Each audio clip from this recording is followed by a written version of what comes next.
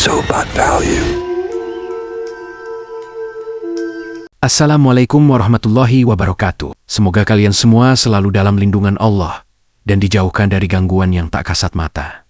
Sebelum cerita dimulai, jangan lupa like, komen, dan subscribe agar kalian nggak ketinggalan kisah horor lainnya. Yuk, kita mulai ceritanya. Namaku Rozi, aku pemuda berusia 19 tahun yang baru saja diterima di salah satu universitas di kota. Karena alasan kuliah, aku dan keluargaku memutuskan untuk pindah dari desa ke kota agar lebih mudah beradaptasi dengan lingkungan baru. Ayah dan ibu sudah mencari rumah yang cocok, dan akhirnya kami menemukan sebuah rumah tua dengan harga yang sangat murah. Meski awalnya aku merasa rumah itu agak menyeramkan, orang tuaku meyakinkanku bahwa semuanya akan baik-baik saja. Jangan percaya dengan omongan orang. Rumah ini masih kokoh dan layak dihuni kok, kata ayahku. Kami pun mulai berkemas dan bersiap untuk pindah. Aku tidak pernah menyangka bahwa keputusan ini akan mengubah hidupku selamanya. Malam sebelum pindah, aku bermimpi aneh. Dalam mimpiku, seorang gadis berpakaian putih berdiri di depan sebuah makam, memandang dengan mata kosong. Suaranya lirih, hampir seperti bisikan. Jangan datang ke sini. Jangan tinggal di sini. Aku terbangun dengan nafas tersengal. Keringat dingin membasahi tubuhku. Aku mencoba menenangkan diri dan membayangkan hanya mimpi biasa. Namun, aku tidak tahu bahwa mimpi itu adalah peringatan. Sebuah pertanda akan kengerian yang menanti di rumah baru kami. Pagi itu, aku duduk di meja makan sambil memikirkan mimpi aneh yang aku alami tadi malam. Wajah gadis dalam mimpi itu masih jelas terbayang di benakku. Pucat, matanya kosong, dan suaranya begitu dingin. Aku menghela nafas panjang dan memutuskan untuk menceritakan kepada ayah dan ibu. Ayah, ibu, aku mimpi aneh tadi malam. Ibu yang sedang menyeduh teh menoleh ke arahku. Kamu mimpi apa, Le? Aku menceritakan semuanya tentang gadis berbaju putih, makam, dan peringatan yang ia katakan kepadaku. Ayah hanya tersenyum kecil sambil membuat kepala pusing. Itu cuma mimpi, Rozi. Mungkin kamu terlalu banyak pikiran karena kita mau pindah. Tapi ya, rasanya nyata banget loh. Aku merasa seperti benar-benar ada di sana. Ibu menampar pundakku dengan lembut. Jangan terlalu berpikir. Rumah baru kita sudah kita pilih dengan baik. Tidak ada yang perlu ditakutkan, Le. Aku mengangguk pelan. Meski dalam hati masih ada rasa ragu, aku ingin percaya bahwa itu hanya mimpi biasa. Tapi entah kenapa firasatku berkata sebaliknya. Aku tidak tahu bahwa ini hanyalah awal dari mimpi buruk yang akan segera menjadi kenyataan. Hari yang aku tunggu sekaligus aku cemaskan akhirnya tiba. Aku, ayah, dan ibu bersiap untuk meninggalkan desa tempat kami tinggal sejak aku kecil itu. Semua barang sudah dimasukkan ke dalam mobil, dan kami hanya tinggal berangkat saja. Aku berdiri di depan rumah lama kami, menghela nafas panjang. Ada perasaan aneh di hatiku, seperti enggan pergi, seperti ada sesuatu yang menahanku. Zi, ayo masuk. Kita harus segera jalan sebelum siang, seru ayah dari dalam mobil. Aku mengangguk dan masuk ke dalam mobil. Saat mobil mulai melaju, aku menoleh ke belakang, melihat rumah kami yang semakin menjauh. Entah kenapa hatiku terasa berat. Perjalanan ke kota memakan waktu beberapa jam. Awalnya, semuanya terasa biasa-biasa saja. Namun, semakin mendekati rumah baru, aku mulai merasa tidak nyaman. Udara di luar terasa lebih dingin, meskipun matahari masih bersinar. Ketika akhirnya kami sampai di rumah baru, aku menatap bangunan tua itu dengan perasaan campur aduk. Rumah itu besar, tapi terlihat suram. Cat temboknya sudah mulai pudar. Dan di halaman belakang ada sebuah pohon besar yang menaungi tanah yang sedikit meninggi seperti sebuah makam. Aku menelan ludah. Perasaan tidak enak itu kembali aku rasakan. Aku tidak tahu bahwa kepindahan ini akan menjadi awal dari teror yang tidak pernah aku bayangkan. Aku dan keluargaku akhirnya memasuki rumah baru dengan perasaan gembira. Meski sebelumnya aku sempat merasa ragu dan takut, namun saat melihat bagian dalam rumah, aku mulai merasa tenang. Rumah ini cukup luas, dengan ruang tamu yang lumayan dan jendela besar yang menghadap ke halaman belakang. Aku sempat berpikir bahwa gundukan tanah di belakang rumah adalah makam, tapi ternyata itu hanyalah sebuah taman kecil yang asri. Ada beberapa tanaman hias dan bangku kayu tua di bawah pohon besar. Ayah bahkan bercanda.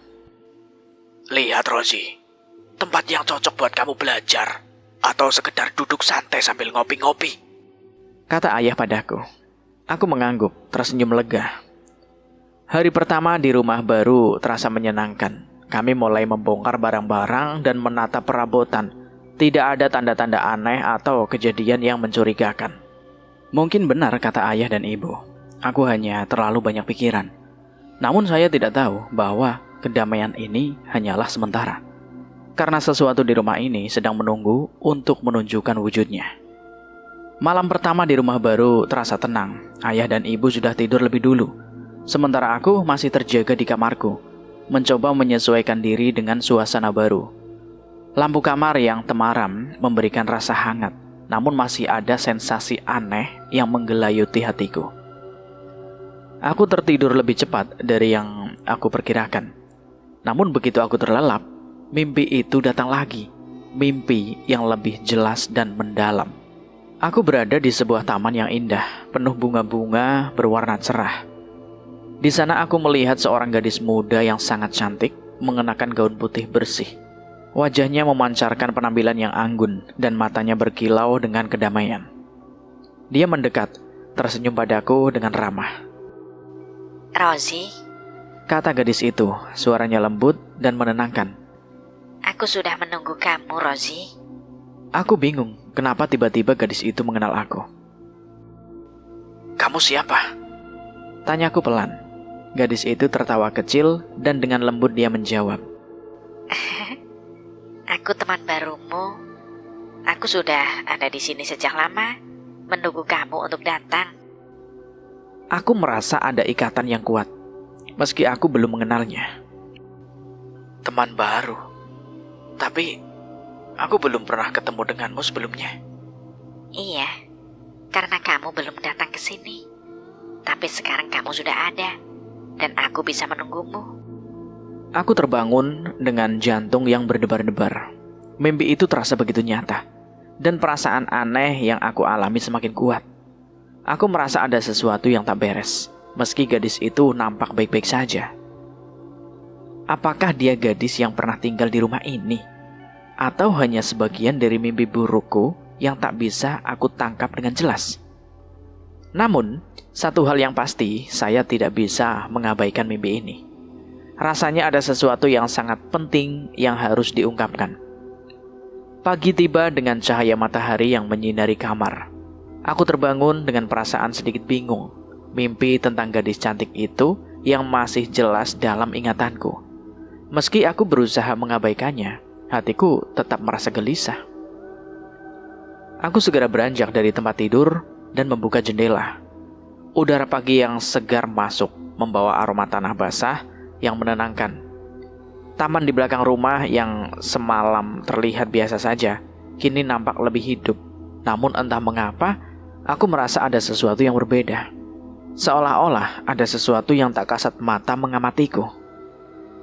Ibu sudah menyiapkan sarapan di meja. Rosie, ayo sarapan dulu, Le. Nanti kesiangan loh. Iya, Bu.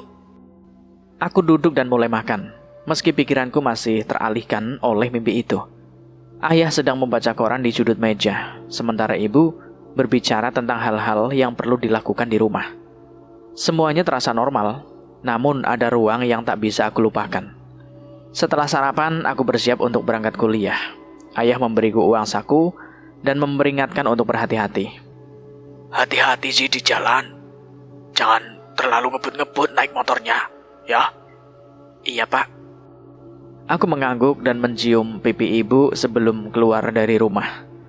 Saat aku melangkah menuju motor, perasaan aneh itu kembali datang. Namun, aku berusaha mengabaikannya dan memutuskan perhatian pada kuliah pertama yang sudah menunggu. 3 hari setelah kami pindah ke rumah baru, dan kehidupan mulai terasa lebih biasa. Meskipun kadang-kadang perasaan aneh masih datang, saya berusaha menenangkan diri dan fokus pada kegiatan kuliah. Hari itu, tiba-tiba terdengar suara mobil masuk ke halaman depan. Aku keluar dari kamar dan melihat adikku, Della, yang sedang turun dari mobil bersama bibinya. Della yang masih bersekolah di kampung bibinya datang membawa kabar gembira. Kak Rozi, akhirnya aku lulus SMA. Serunya dengan wajah ceria sambil menunjukkan ijazahnya. Aku tersenyum dan memeluknya. Selamat ya, Del. Senang akhirnya kamu bisa lulus. Ibu dan ayah datang mendekat, ikut merayakan keberhasilan Della. Mereka semua terlihat sangat bahagia, dan suasana di rumah menjadi lebih hidup dengan kehadirannya Della. Della memang selalu membawa keceriaan, terutama setelah waktu yang lama tidak bertemu, karena dia tinggal di kampung bibinya. Namun, meskipun semuanya terlihat menyenangkan, perasaan tak nyaman itu kembali datang ketika aku menatap taman belakang. Tempat yang aku mimpinya itu sebagai makam, yang sebenarnya hanya sebuah taman asri itu. Aku melihat sesuatu yang berbeda.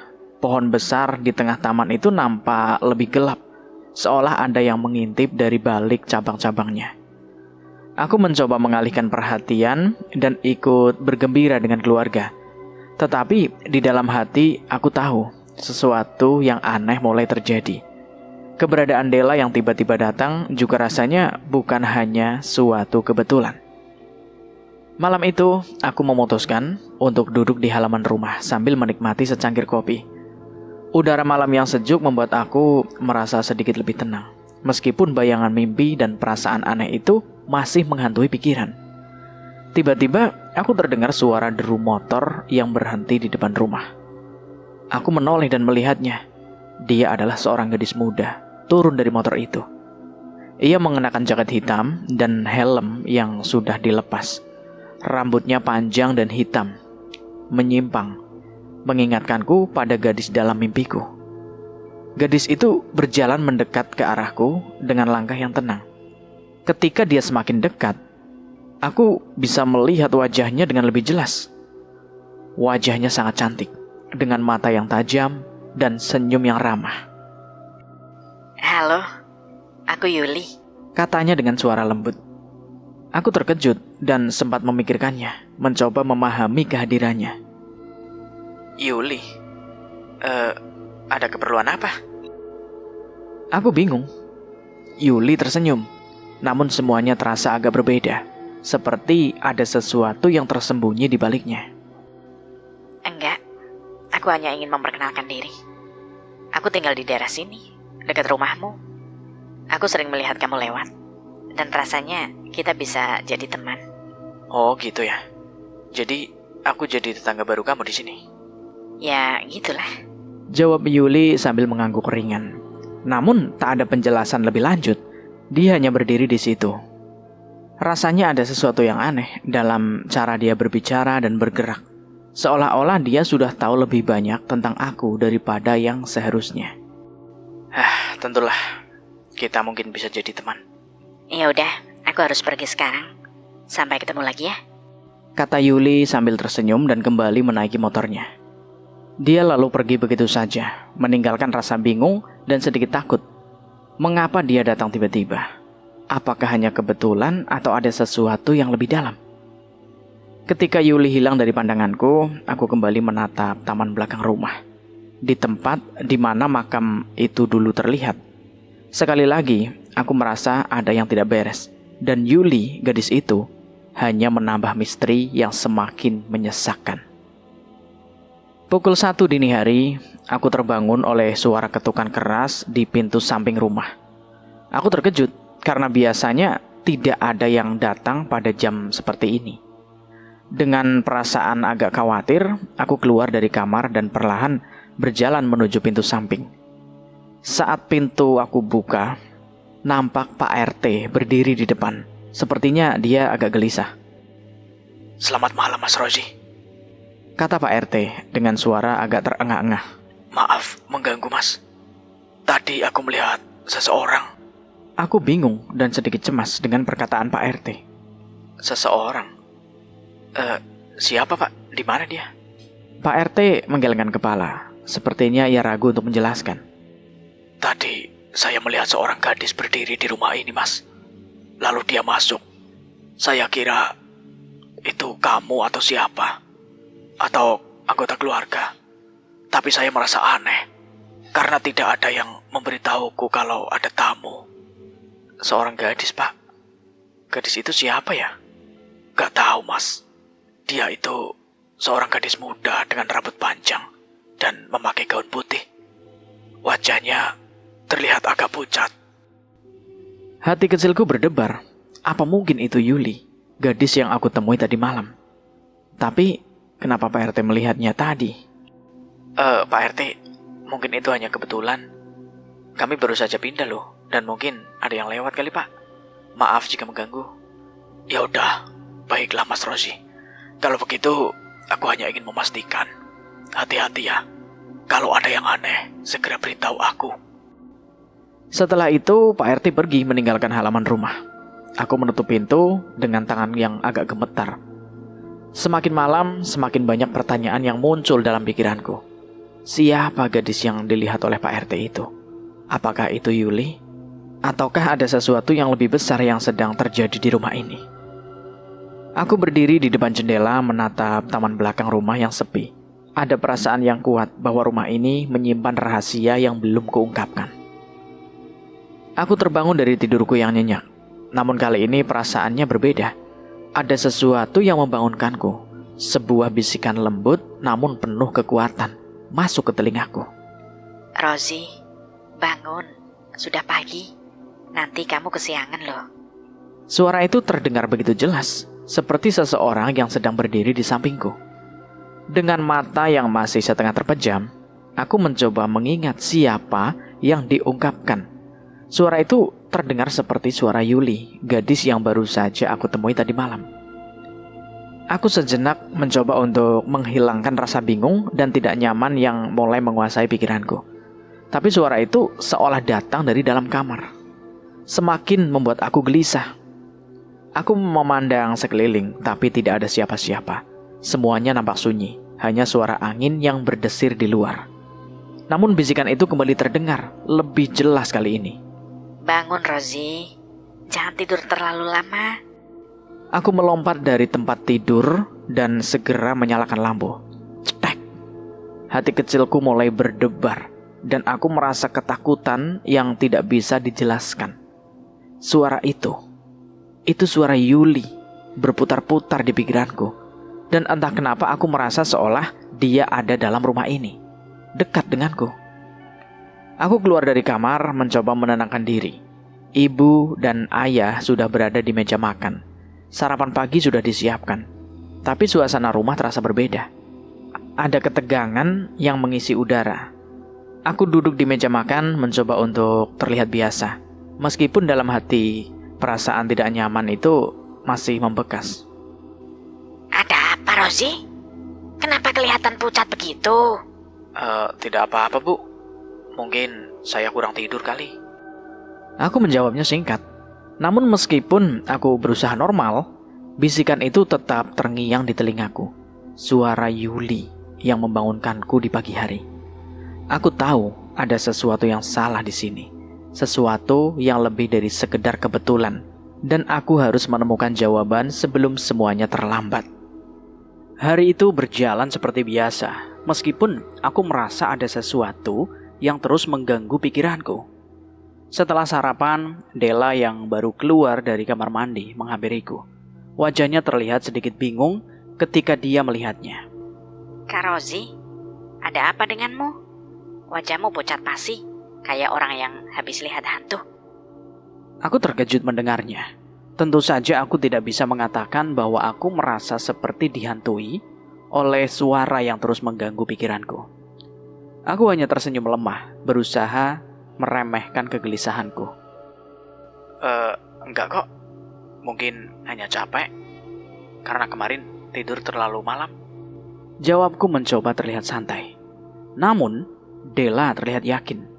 Dia mengamatiku lebih lama, seolah-olah ada yang salah dengan diriku sendiri. Kamu pasti ada yang gak beres ya Kak Rozi. Apa kamu gak ngerasa aneh dengan rumah ini? Aku teringat mendengar pertanyaan Della. Seperti ada sesuatu yang muncul dari dalam diriku. Dan aku tahu bahwa dia merasakan hal yang sama. Mungkin ini bukan hanya perasaan aku saja yang aneh, tapi seluruh rumah ini memang menyimpan sebuah rahasia yang belum terungkap. Kenapa kamu bilang begitu, Del? Tanyaku pada Della, berusaha mengalihkan perhatian. Della menggeleng, pandangan yang tajam seolah menembus pikiranku. Gak tahu Kak. Cuma ada sesuatu di sini yang bikin aku gak nyaman. Mungkin Kak Rozi harus cerita ke ayah atau ibu. Aku menatap Della sejenak, merasa cemas. Sepertinya aku bukan satu-satunya yang merasakan keanehan ini. Tetapi saya belum siap untuk membicarakan semua ini dengan mereka. Tenang saja, Della. Aku pasti baik-baik saja kok. Jawabku, meskipun perasaan dalam hatiku berkata sebaliknya. Aku berusaha menenangkan diri, tapi saat aku menatap cermin, wajahku yang terlihat di hadapanku semakin mengkonfirmasikan bahwa ada yang salah. Wajahku memang terlihat berbeda, seolah ada bayangan lain yang mencengkeram diriku, mengubah siapa aku sebenarnya. Malam itu terasa begitu sunyi. Jam menunjukkan pukul 21 dan aku memutuskan untuk kembali ke kamarku setelah seharian penuh kegiatan. Setibanya di pintu kamar, saya membuka pintu dengan pelan dan menyalakan lampu. Ceklek. Namun begitu aku melangkah masuk, mataku langsung teringat pada sesuatu yang membuat jantungku berhenti berdetak. Di atas kasur, duduk dengan santainya, adalah Yuli, gadis yang pernah saya temui beberapa hari lalu. Dia membuat aku tersenyum, dengan senyum yang tidak pernah aku lihat sebelumnya. Senyum yang mengerikan, wajahnya terlihat sangat mempesona. Tapi entah mengapa ada sesuatu yang salah. Tatapannya tajam, penuh misteri. Tatapannya lembut, seolah ingin menenangkanku. Tapi di dalam hati terasa ada sesuatu yang menyakitkan. Yuli, ada apa kamu di sini? Kenapa kamu di sini? Suaraku tercekat, suara pelan yang keluar terdengar gugup. Yuli tidak menjawab, dia hanya tersenyum. Senyum yang membuat semakin cemas. Aku mundur satu langkah, merasa ada sesuatu yang tidak beres. Dalam sekejap, semua pikiran rasional dalam diriku mulai hilang. Aku bermaksud untuk kabur, berlari keluar dari kamar dan mencari pertolongan. Tetapi ketika saya menoleh ke pintu, saya terkejut. Pintu kamar sudah terkunci dengan sendirinya. Apa ini? Aku berteriak panik, mencoba menarik gagang pintu, namun tak ada gunanya. Pintu itu tertutup rapat seolah ada kekuatan yang menghalangi aku untuk keluar. Seketika aku kembali berbaring di kasur. Yuli kini sudah berdiri berlahan mendekatiku. Langkahnya ringan, hampir tidak terdengar. Senyumnya tetap terukir di wajahnya, tapi ada sesuatu yang semakin menakutkan dari ekspresinya. Rozi, jangan takut. Kata Yuli dengan suara lembut, namun ada sesuatu yang aneh, seperti bisikan yang terdengar lebih dalam. Aku merasa jantungku hampir melompat keluar dari dada. Yuli, tolong buka pintunya. Aku ingin keluar. Aku panik, namun Yuli hanya menggeleng pelan, tidak menjawab. Tatapannya semakin intens, seolah dia mengetahui ketakutanku lebih baik daripada aku sendiri. Aku menarik nafas dalam-dalam, mencoba menenangkan diri, meskipun tubuhku gemetar. Ada satu hal yang membuat aku sadar, sesuatu yang tak bisa aku tepis. Aku tidak akan bisa pergi jika aku tidak mengungkapkan apa yang terjadi sebenarnya. Yuli, siapa sebenarnya kamu? Apa yang kamu inginkan dariku? Aku bertanya dengan suara gemetar. Yuli tersenyum lebih lebar.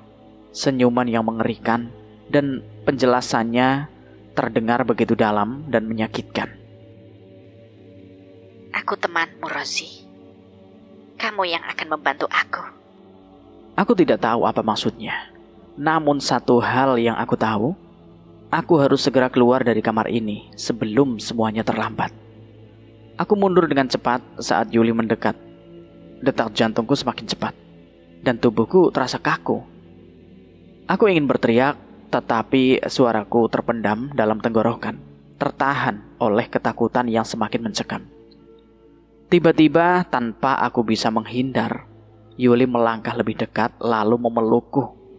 Kehangatan tubuhnya yang aneh membuat aku teringat. Sebelum aku merasakan sentuhan bibir yang menempel di pipiku. Aku terkejut dan segera menolaknya dengan keras, berusaha menjauhkan diri.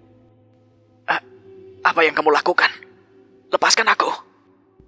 Aku berteriak dengan panik. Yuli melepaskan pelukannya, namun ia tetap tidak lepas dari wajahku. Ada sesuatu yang berbeda di dalam mata itu, seperti sebuah kesedihan yang mendalam. Kamu tidak tahu apa yang sudah terjadi padaku, Rosie.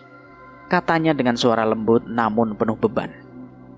Aku memandang bingung, mencoba mencerna kata-kata yang baru saja keluar dari mulutnya.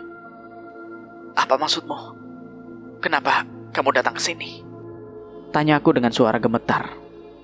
Yuli menghela nafas panjang, dan aku bisa merasakan ada kisah yang ingin dia bagikan.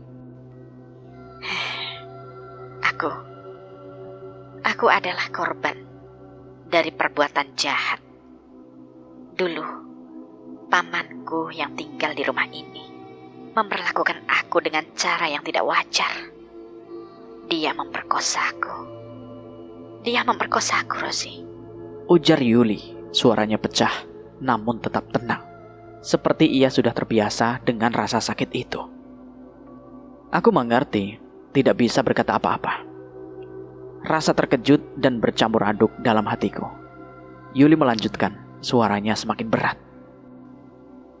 Aku tidak bisa lari darinya, Rosie.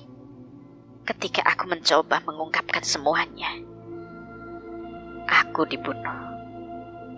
Paman aku yang membunuhku. Dan dia menguburku di belakang rumah ini, di tempat yang sekarang kamu tinggal. Aku merasa seluruh tubuhku lemas mendengar ceritanya. Ternyata kisah yang selama ini membelenggu rumah ini jauh lebih kelam daripada yang saya bayangkan.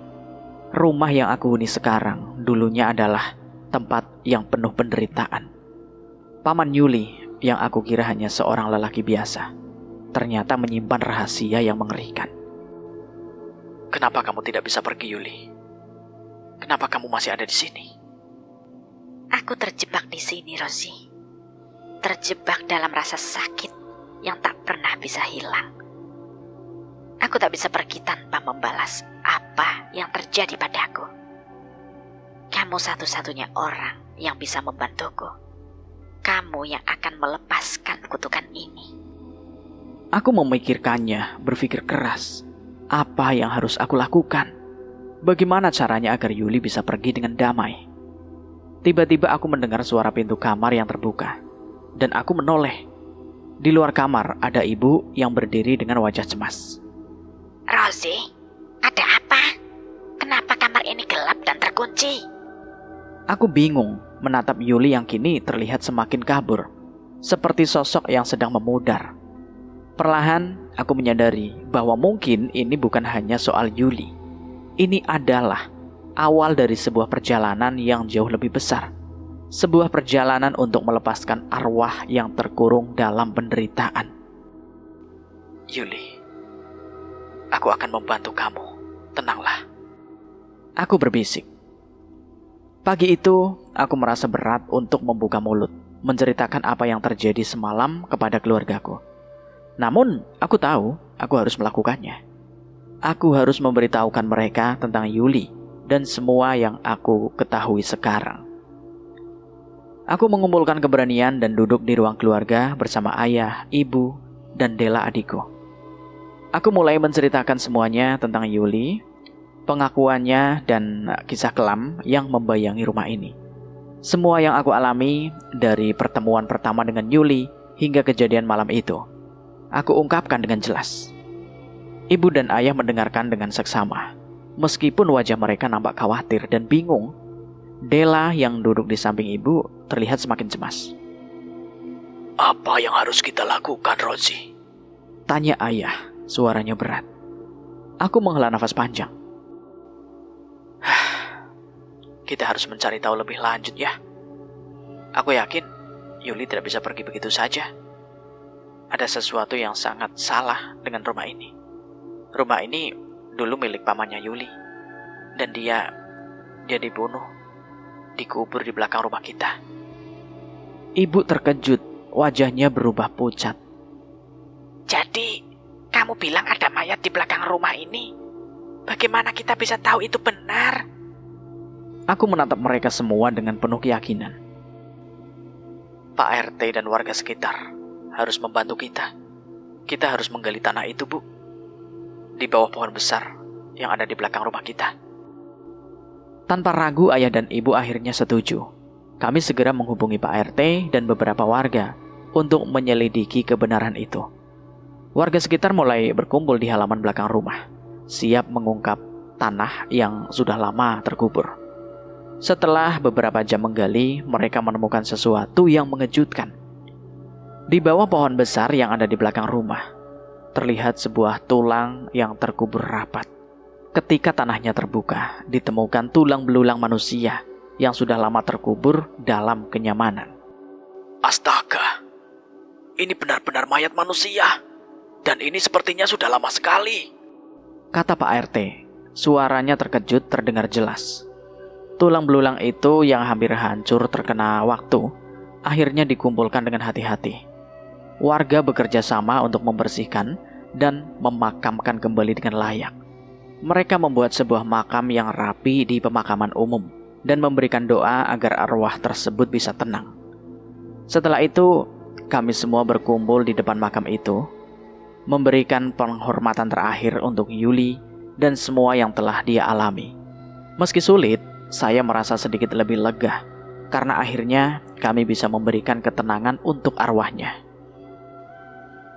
Aku yakin Yuli sekarang sudah bisa tenang, kataku sambil mengamati makam yang baru saja selesai dibangun. Ibu menamparku dan ayah menampar bahuku. Kamu melakukan hal yang benar, Rozi. Mungkin sekarang semuanya akan kembali normal. Della yang berdiri di samping kami menatap makam dengan penuh kesedihan. Kak Rozi, mungkin Yuli sekarang bisa tenang kan?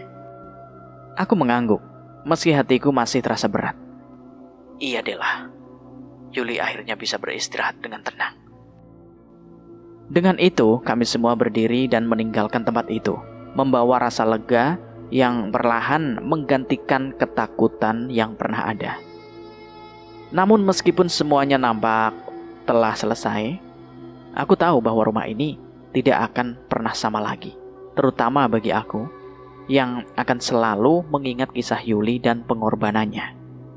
Malam itu, udara terasa sangat dingin. Aku terbangun dari tidurku yang lelap. Namun ada sesuatu yang aneh. Aku merasakan ada yang mengganggu tidurku, seperti kehadiran yang memancarkan energi berbeda di sekitarku. Aku membuka mata dan terkejut melihat Yuli yang berdiri di samping tempat tidurku. Wajahnya nampak sangat berbeda dari sebelumnya. Kali ini, dia tidak terlihat menakutkan. Terlebih lagi, senyumnya sangat manis, hampir seperti seorang gadis yang sedang bahagia.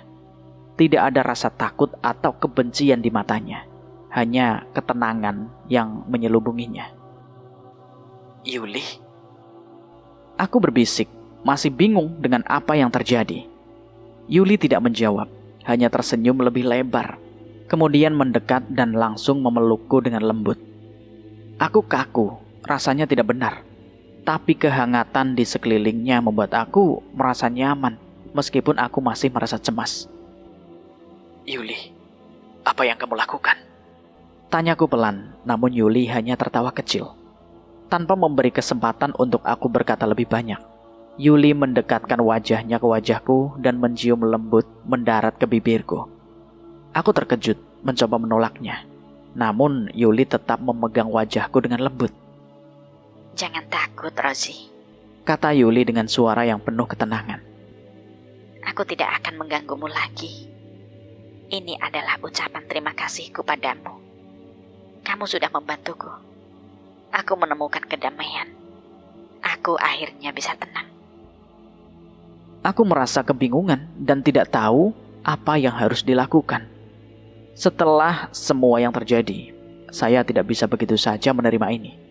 Aku menepis pelukan Yuli dengan perlahan, mencoba mundur, tapi matanya penuh dengan harapan. Dan dia berkata, Ini adalah pelukan dan ciuman terakhirmu, Rosie. Aku akan pergi sekarang. Semua akan berakhir. Dan aku akan tenang. Ada sesuatu dalam hatiku yang berkata bahwa ini adalah saatnya untuk melepaskan semuanya. Untuk memberikan perpisahan yang layak kepada Yuli. Aku akhirnya membalas ciuman itu. Bukan karena aku menginginkannya. Tetapi karena aku merasa itu adalah cara terbaik untuk mengucapkan selamat tinggal. Setelah itu, Yuli tersenyum. Senyum yang penuh ketenangan dan kebahagiaan. Terima kasih, Rosie. Kamu sudah membebaskan aku dari semua penderitaan ini. Aku akan pergi. Dan aku akan mengingatmu dengan penuh kasih. Dalam sekejap, Yuli menghilang dari pandanganku. Tidak ada suara, tidak ada jejak. Seolah-olah dia hanyalah bagian dari mimpi buruk yang akhirnya berlalu. Aku teringat beberapa saat, merasa hampa dan bingung dengan apa yang baru saja terjadi. Namun jauh di lubuk hatiku, aku tahu bahwa Yuli akhirnya bisa beristirahat dengan tenang. Setelah semuanya berlalu, aku keluar dari kamar tidurku malam itu. Aku menatap langit malam yang cerah, berharap bahwa dia akan menemukan kedamaian yang selama ini dia cari. Dan cerita ini tamat, selesai sampai di sini. Bagaimana menurut teman-teman semua tentang cerita ini? Silahkan tulis di kolom komentar. Dan buat kalian yang baru bergabung di channel ini, silahkan klik tombol subscribe dan tombol loncengnya agar kalian tidak ketinggalan cerita terbaru dari kami. Dan saya mohon maaf jika ada kesalahan kata. Saya pamit undur diri. Wassalamualaikum warahmatullahi wabarakatuh.